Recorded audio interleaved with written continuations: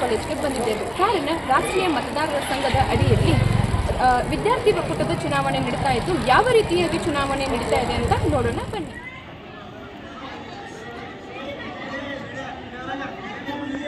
ಇದೇ JSS BEd college, ಬನ್ನಿ ನೋಡೋಣ ಏನೇನು ಮಾಡ್ತಿದ್ದಾರೆ. ಕ್ಯಾಮ್ರಾ ಪರ್ಸನ್ ಸಂಜು ಜೊತೆ ರಿಪೋರ್ಟರ್ ಪರ್ವಿಂದರ್.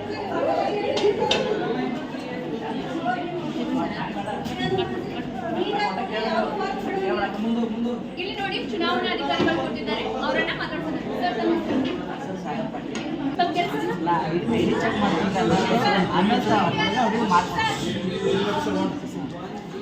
ಮೇಡಮ್ ತಮ್ಮ ಹೆಸರು? ಪ್ರಿಯಾಂಕಾ. ತಮ್ಮ ಹೆಸರು ಮೇಡಮ್? ಅವರು ಆಧಾರ್ ಕಾರ್ಡ್ ಚೆಕ್ ಮಾಡ್ತಾರಂತೆ. ಮೇಡಮ್ ತಮ್ಮ ಹೆಸರು?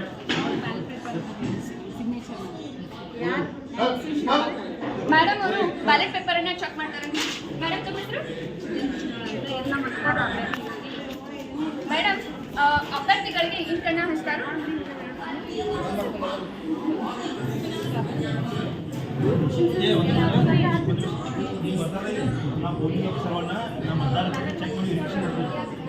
ಈಗ ಚುನಾವಣಾ ಅಧಿಕಾರಿಗಳನ್ನ ಮಾತಾಡ್ಸೋಣ ಬನ್ನಿ. ಸರ್ ತಮ್ಮ ಹೆಸರು?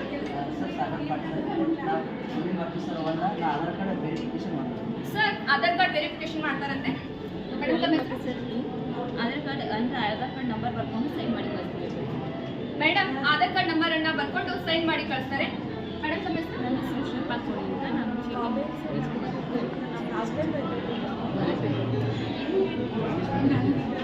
Ballot paper madam ballot paper ಅನ್ನ ಬರ್ಕೋತಾರಂತೆ. ಮೇಡಮ್ ತಮ್ಮ ಹೆಸರು? ಚೆನ್ನಾಳ ಅಂತ. ಇವರು ಕೊಟ್ಟಂತಹ ಪಾವತಿಯನ್ನು ತಗೊಂಡು ನಾನು ಇಂಕ್ ಹಚ್ಚೋ ಕೆಲಸ ಮಾಡ್ತೀನಿ. ಮೇಡಮ್ ಅವರು ಅಭ್ಯರ್ಥಿಗಳಿಗೆ ಇಂಕ್ ಹಚ್ತಾರಂತೆ.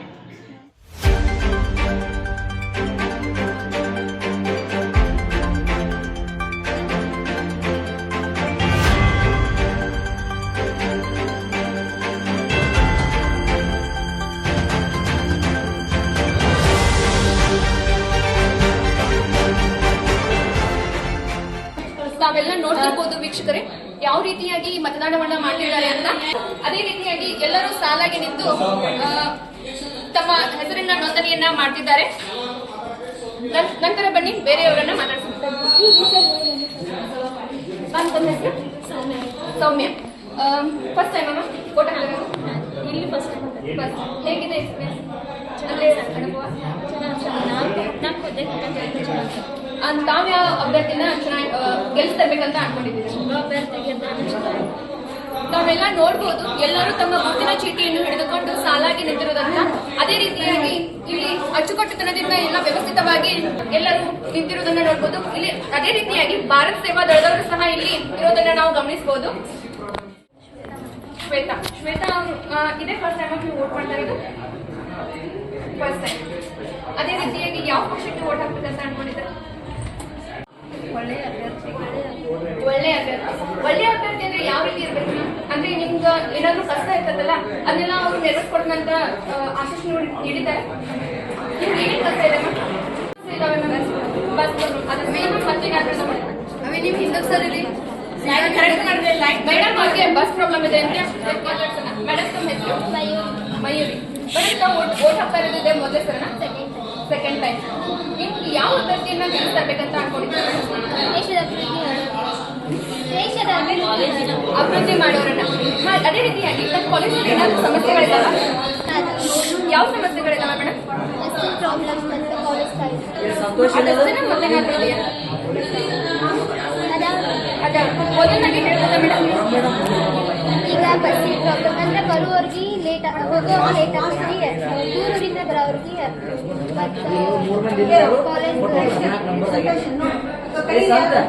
ಅವರು ನೀವು ಈಗ ಚುನಾವಣೆಗೆ ನಿಂತಿರುವಂತ ಅಭ್ಯರ್ಥಿಗಳು ಅದನ್ನೆಲ್ಲ ಸಾಲ್ವ್ ಮಾಡ್ಕೊಡ್ತಿದ್ದಾರೆ ಅಂತ ಹೇಳಿದಾರೆ ಮೇಡಮ್?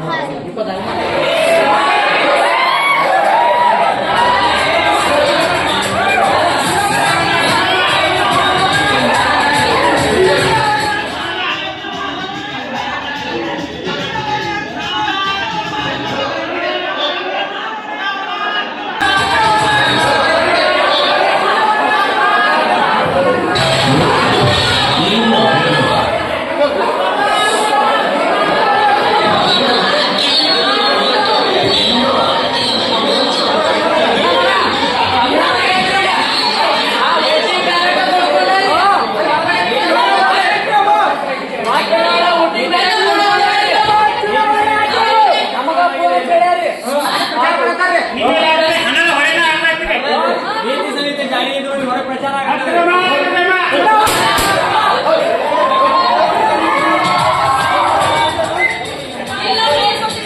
ಯಾವ ರೀತಿಯಾಗಿ ಅಕ್ರಮ ನಡೆದಿದೆ ಆಕ್ರೋಶವನ್ನ ಹೊರಹಾಕ್ತಾ ಇದ್ದಾರೆ. ಇದೊಂದು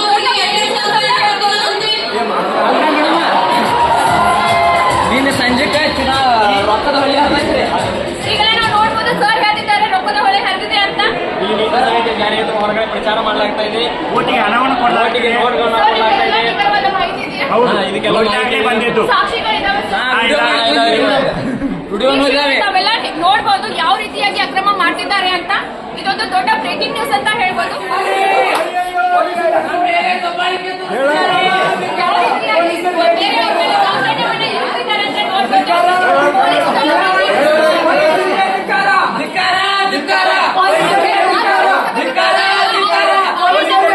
ಪ್ರಯತ್ನವನ್ನ ಮಾಡ್ತಿದ್ದಾರೆ. ಇದೊಂದು ದೊಡ್ಡ ಬೆಳವಣಿಗೆ ಅಂತ ನಾವು ನೋಡ್ಬೋದು. ಭಾರತೀಯರು ಸಹ ಇದ್ದಾರೆ, ಅವರನ್ನ ಮಾತಾಡ್ತಾರೆ ಬನ್ನಿ. ನನ್ನ ಹೆಸರು ಸಹನಾ ಅಂತ ಹೇಳಿ.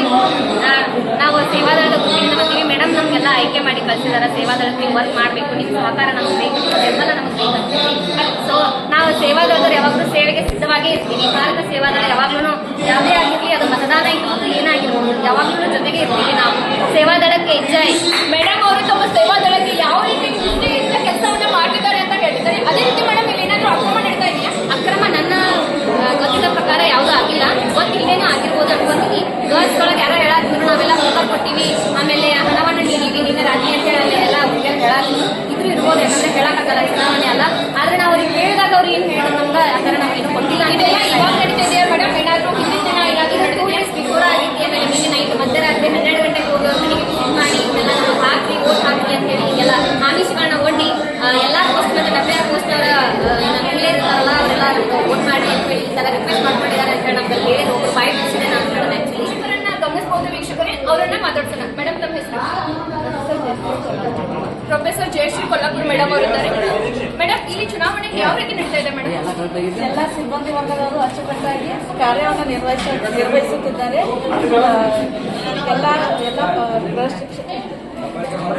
ಎಲ್ಲ ಸಿಬ್ಬಂದಿ ವರ್ಗದವರು ಅಚ್ಚುಕಟ್ಟಾಗಿ ಕಾರ್ಯವನ್ನು ನಿರ್ವಹಿಸುತ್ತಿದ್ದಾರೆ. ಅದೇ ರೀತಿ ಏನಾದರೂ ಗಲಭೆ ನಡೀತಿದೆ ಮೇಡಮ್? ಬೇರೆ ನಡೆಯುವ ಭದ್ರತಾ ಸಿಬ್ಬಂದಿಯವರು ಎಲ್ಲ ಅಚ್ಚುಕಟ್ಟಾಗಿ ಕಾರ್ಯವನ್ನು ನಿರ್ವಹಿಸುತ್ತಾರೆ. ತಾವು ನೋಡ್ಬೋದು ವೀಕ್ಷಕರೇ, ಮೇಡಮ್ ಅವರು ಯಾವ ರೀತಿಯಾಗಿ ಏನು ಗಲಭೆ ಇಲ್ಲದೆ ನಿರಂಕುಶವಾಗಿ ಎಲ್ಲನೂ ಸುವ್ಯವಸ್ಥಿತವಾಗಿ ಚುನಾವಣೆ ನಡೀತಾ ಇದೆ ಅಂತ ತಮ್ಮ ಮಾತುಗಳ ಮೂಲಕ ವ್ಯಕ್ತಪಡಿಸಿದ್ದಾರೆ. ಈಗ ಆರಕ್ಷಕ ದಳದವರನ್ನ ಮಾತಾಡ್ಸೋಣ. ಸರ್, ತಮ್ಮ ಹೆಸರು? ನಮ್ಮ ಹೆಸರು ಆನಂದ್ ಹೊಸಟ್ಟಿ ಅಂತ ಹೇಳಿ. ಸರ್ ಹೆಸರು ಆನಂದ್ ಹೊಸಟ್ಟಿ ಅಂತ. ಆದ್ರೆ ಸರ್ ಇಲ್ಲಿ ಇಷ್ಟು ಜನ ಯಾಕೆ ನಿಂತಿದ್ದಾರೆ? ಇವರೆಲ್ಲ ಪ್ರತಿಭಟನೆ ಮಾಡ್ತಾ ಇದ್ದಾರೆ, ಗಲಭೆಯನ್ನೇ ಮಾಡ್ತಾ ಇದ್ದಾರೆ. ನಿಮಗೇನು ಗಲಭೆ ಅಂತ ನೀವೇ ಕೇಳಿ. ಕಾರಣ ಏನು ಸರ್ ಅವ್ರು ಪ್ರತಿಭಟನೆ ಮಾಡಲ್ಲ? ಪ್ರತಿಭಟನೆ ಅಂತಂದ್ರೆ ನಿನ್ನೆ ಮತದಾರರು ಏನ್ ಮಾಡಿದ್ದಾರೆ, ಮತದಾರರಿಗೆ ಹಣವನ್ನು ಅಥವಾ ಲಂಚವನ್ನು ಕೊಟ್ಟು ಓಟನ್ನ ಕಳ್ತನ ಮಾಡಿರುವಂತ ಗಲಭೆಯನ್ನು ತಗೊಂಡ್ಬಂದಿದ್ದಾರೆ. ಅದಕ್ಕೆ ಅವರನ್ನ ಹೊರಗಡೆ ನಿಲ್ಲಿಸಿದ್ದಾರೆ. ಸರ್, ಈ ಅಕ್ರಮ ನಿಜ ಅಂತಕ್ಕಂಥದ್ದಾ ಅಥವಾ ಕರೀನ ಆಗಿರ್ಬೋದು, ಅವರನ್ನ ಅವ್ರಿಂದನೇ ಕೇಳ್ಬೋದು ಅಥವಾ ಸಾಕ್ಷಿಗಳ ಮೂಲಕ ಕೇಳ್ಬೋದು. ನೀವು ನೋಡ್ಬೋದು ವೀಕ್ಷಕರಿಗೆ ಎಷ್ಟೊಂದು ಗಲಭೆ ಇದೆ ಅಂತ ಯಾವ ರೀತಿಯಾಗಿ ಅವರು ತಮ್ಮಲ್ಲೇ ಮಾತನಾಡ್ತಿದ್ದಾರೆ ಅಂತ ನೋಡ್ಬೋದು. ಧಿಕ್ಕಾರ ಸಹ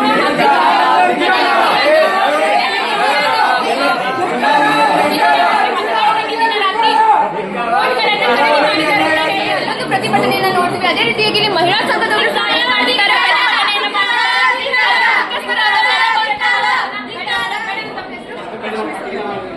ಮೇಡಮ್, ತಾವು ಪ್ರತಿಭಟನೆ ಮಾಡಲು ಕಾರಣ ಮೇಡಮ್? ಗರ್ಲ್ಸ್ಗೆಲ್ಲ ಸಾಕಷ್ಟು ರೀತಿಯ ಸೌಲಭ್ಯಗಳನ್ನ ಕೊಟ್ಬಿಟ್ಟು ಏನಂದ್ರೆ ಭಾಳ ರೀತಿಯ ದುಷ್ಟಕೃತ್ಯಗಳನ್ನ ಮಾಡಿ ಇಲ್ಲಿ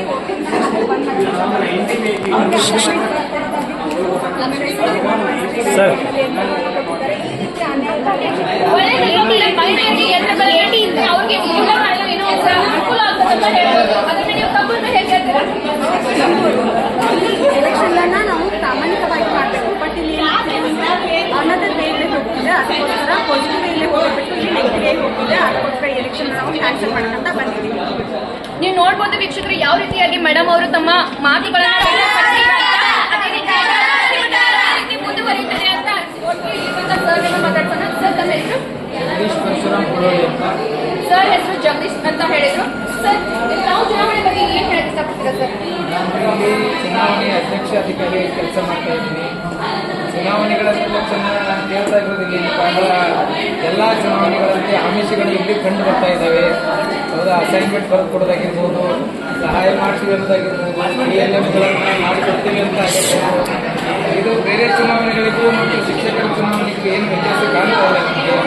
ಶಿಕ್ಷಕರಾದವರು ನಾವು ಸಮಾಜವನ್ನು ತಿದ್ದುವಂಥ ಕೆಲಸ ಮಾಡೋದು, ಆದರೆ ಶಿಕ್ಷಕರೇ ಇಂಥ ಚುನಾವಣಾ ಅಕ್ರಮಗಳಲ್ಲಿ ತೊಡಗಿದ್ದೀವಿ ಅಂದರೆ ಸಮಾಜವನ್ನು ತಿದ್ದುವಲ್ಲಿ ನಾವು ಎಷ್ಟು ಸಮರ್ಥರು ಅನ್ನುವಂಥ ಪ್ರಶ್ನೆ ನಮ್ಮಲ್ಲಿ ನಾವೇ ಮಾಡ್ಕೊಳ್ಬೇಕಾಗ್ತದೆ. ಆದ್ದರಿಂದ ಸಮಾಜವನ್ನು ತಿದ್ದುವಂಥ ಮಾನವ ಸಂಪನ್ಮೂಲ ತಯಾರು ಮಾಡುವಂಥ ನಾವೇ ಒಂದು ಆರೋಗ್ಯಕರವಾದ ಚುನಾವಣೆಯನ್ನು ಮಾಡದೇ ಇದ್ರೆ ಇನ್ನು ಸಾಮಾನ್ಯ ಜನರು ಆರೋಗ್ಯಕರವಾದ ಚುನಾವಣೆ ಮಾಡಿ ಹೇಗೆ ಸಾಧ್ಯ ಇದೆ?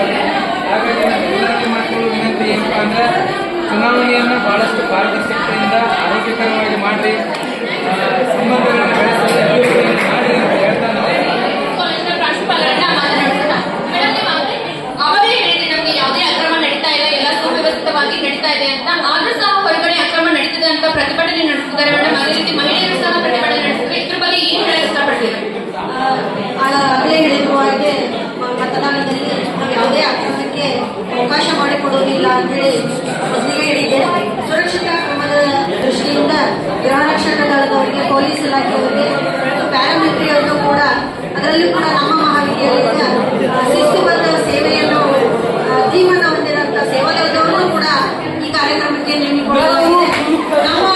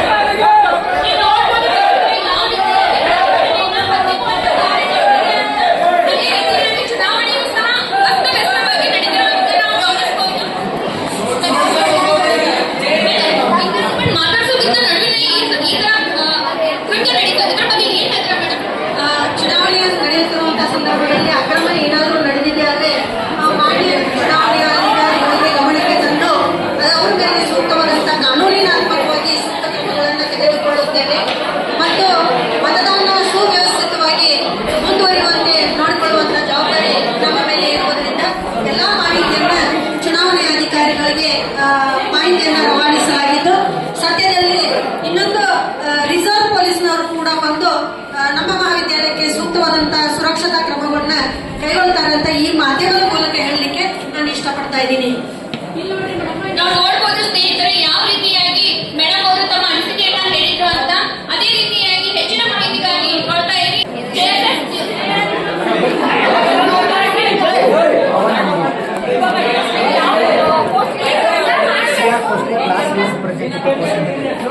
ಸರ್ ಅವರು ಸಿಎಂ ಕೊಟ್ಟಿದ್ದಾರೆ. ಅದೇ ರೀತಿಯಾಗಿ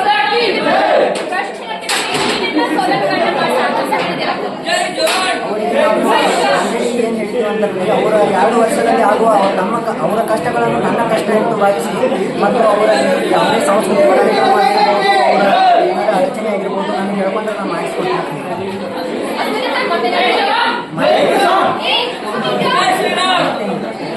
ನನ್ನಲ್ಲಿ 2 ವರ್ಷದಲ್ಲಿ ನನಗೆ ಏನಾದರೂ ನಾನು ಎಂಬ ಅಹಂಕಾರ ಬಂದರೆ ನಮಗೆ ಯಾರಾದರೂ ಒಬ್ಬರು ಹೇಳಿದ್ರು ನಾನು ನನ್ನ ಹುದ್ದೆಗೆ ರಾಜೀನಾಮೆ ಕೊಟ್ಟೆ ಅಂತ ಕೂಡ ಹೇಳಿದೆ.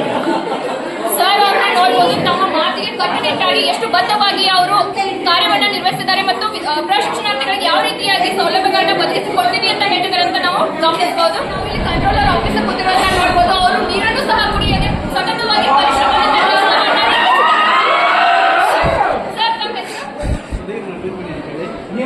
ಸರ್ ಹೆಸರು ಸುಧೀರ್ ಅಂತ. ಸರ್ ಇಲ್ಲೇನಾದ್ರೂ ಲೋಪದೋಷಗಳು ಉಂಟಾಗಿದ್ದಾವ? ಅದೇ ರೀತಿ ಸರ್ ಅಲ್ಲಿ ಹೊರಗಡೆ ಅಕ್ರಮ ನಡೀತಿದೆ ಅಂತ ಹೇಳ್ತಾ ಇದ್ದಾರೆ. ಅದ್ರ ಬಗ್ಗೆ ನೀವು ಏನ್ ಹೇಳ್ತೀರಾ ಸರ್? ಹೊರವಿರೋಧಿಗಳು ಸಹಜವಾಗಿ ಮಾತುಗಳನ್ನು ಹೇಳ್ತಿದ್ದಾರೆ. ಯಾವುದೇ ರೀತಿಯಾದ ಅಲ್ಲ ಸರ್, ಆರಕ್ಷಕ ದಳದವರು ಸಹ ತಮ್ಮ ಕಾರ್ಯವನ್ನು ಸರಿಯಾಗಿ ಬರ್ತಾ ಇಲ್ಲ. ಅದೇ ರೀತಿಯಾಗಿ ಅಲ್ಲಿ ಲೋಪದೋಷಗಳು ಉಂಟಾಗುತ್ತಿಲ್ಲ. ಅವರು ನಿರಂತರವಾಗಿ ಪ್ರತಿಭಟನೆಯನ್ನ ಮಾಡ್ತಾ ಇದ್ದಾರೆ. ಆದ್ರೆ ನೀವು ನೋಡಿದ್ರೆ ಹೀಗೆ ಆಯ್ತಿರಲ್ಲ ಸರ್. ಅದನ್ನೆಲ್ಲ ನೋಡ್ಕೊಳ್ಳಿಕ್ಕೆ ಚುನಾವಣಾ ಆಯೋಗ ಇದೆ, ಅದಕ್ಕೆ ಸಂಬಂಧಪಟ್ಟಂತ ಇಲಾಖೆಗಳಿದಾವೆ, ಅದಕ್ಕೆ ಸಂಬಂಧಪಟ್ಟಂತ ಎಲ್ಲ ವ್ಯವಸ್ಥೆಗಳನ್ನು ಮಾಡಿಕೊಳ್ಳಲಾಗಿದೆ. ತಮಗೆ ತಿಳಿದಿರುವ ಪ್ರಕಾರ ಈಗ ಯಾವ ರೀತಿಯಾಗಿ ಕ್ರಮವನ್ನು ತೆಗೆದುಕೊಂಡಿದ್ರ ಸರ್? ಅಂತ ಕಂಡು ಬಂದಲ್ಲಿ ನಾವು ಕಾನೂನು ಪ್ರಕಾರ ಸೂಕ್ತವಾದ ಕ್ರಮಗಳನ್ನು ತೆಗೆದುಕೊಳ್ಳಲಿಕ್ಕೆ ಎಲ್ಲ ಮುಂಜಾಗ್ರತಾ ಕ್ರಮವನ್ನು ತೆಗೆದುಕೊಂಡಿದ್ದೇವೆ. ಸರ್ ಅವ್ರನ್ನ ನೋಡ್ಬೋದು ವೀಕ್ಷಕರು ಯಾವ ರೀತಿಯಾಗಿ ಅವರು ವಿವರಣೆ ನೀಡಿದ್ರು ಅಂತ. ಮೇಡಮ್ ತಮ್ಮ ಹೆಸರು? ಮೇಡಮ್ ಹೆಸರು ಲಕ್ಷ್ಮೀ ನಿಂಬಗೆ ಅಂತ ಹೇಳಿ. ಮೇಡಮ್ ನಾವು ಈ ನಿರಂತರವಾಗಿ ಶಿಕ್ಷಣ ಮಾಡ್ತಿರ್ತಾರೆ ಮೇಡಮ್, ಇದ್ರ ಬಗ್ಗೆ ನೀವು ಏನ್ ಹೇಳಕ್ ಇಷ್ಟಪಡ್ತೀರಾ?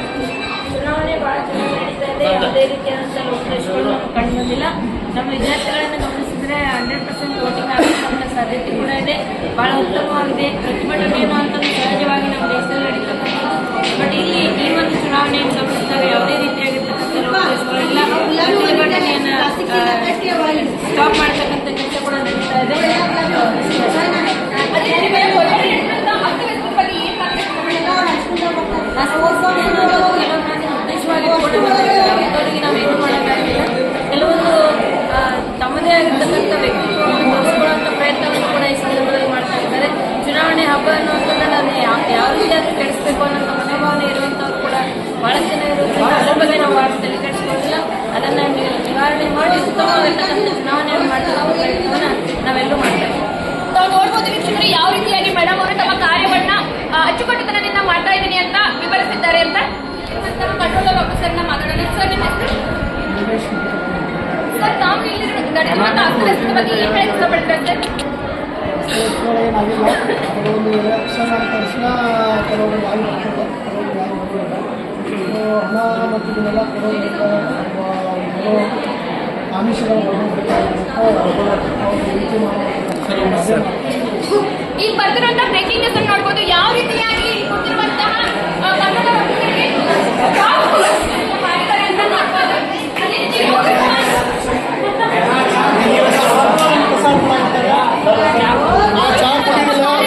ಕೆಲಸವನ್ನ ಪರಿಶ್ರಮದಿಂದ ಮಾಡ್ತಾ ಇದ್ದಾರೆ ಅಂತ ಹೇಳ್ಬೇಕಾಗಿ ಚುನಾವಣಾ ಅಧಿಕಾರಿಗಳಿಗೆ ಆಮಿಷವನ್ನ ಹೊಡೆದಿದ್ದಾರೆ ಅಂತ ಸಿಂಗಲ್ ಕಪ್ ಚಾ ಕೊಟ್ಟು ಯಾವ ರೀತಿ ಆಮಿಷವನ್ನ ಹೊಡೆದಿದ್ದಾರೆ ಅಂತ ನಾವೆಲ್ಲರೂ ವೀಕ್ಷಿಸಬಹುದು.